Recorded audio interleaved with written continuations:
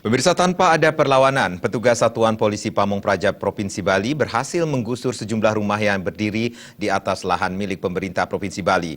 Penghuni rumah mengaku pasrah meski telah menempati lahan tersebut selama puluhan tahun.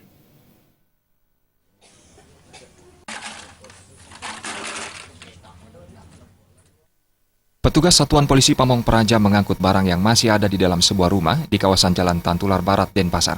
Sebuah alat berat dikerahkan untuk menghancurkan dan meluluhlantakkan bangunan permanen yang ada di kawasan tersebut. Tindakan ini merupakan pembersihan aset lahan milik pemerintah Provinsi Bali. Sebelumnya, petugas telah memberikan 3 kali peringatan untuk membersihkan lahan secara swadaya, namun tidak juga dilakukan. Penghuni lahan tersebut mengaku pasrah dengan tindakan pemerintah. Mereka mengaku telah menempati lahan tersebut selama 27 tahun sebagai warisan turun-temurun. 89. 89 apa? Ngontrak atau gimana? Tanah warisan. Gimana? Tanah leluhur warisan. Oh gitu. Iya. Tapi sertifikatnya gimana dulu? Saya juga nggak ngerti ya, maaf yang begitu saya nggak ngerti. Surat tegur 1 itu punya kekuatan itu 7 hari, 15 hari lah. Nah kemudian tidak ada lagi perubahan, kami lakukan teguran kedua. Nah, teguran kedua kami lakukan, tidak lagi ada perubahan, kami lakukan teguran ketiga.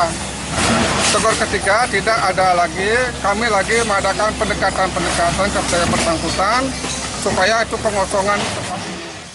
Petugas harus menghancurkan belasan bangunan yang berdiri di atas lahan seluas 2 hektar. Lahan ini diklaim sebagai salah satu aset milik pemerintah Provinsi Bali. Raiswantara, Bali TV.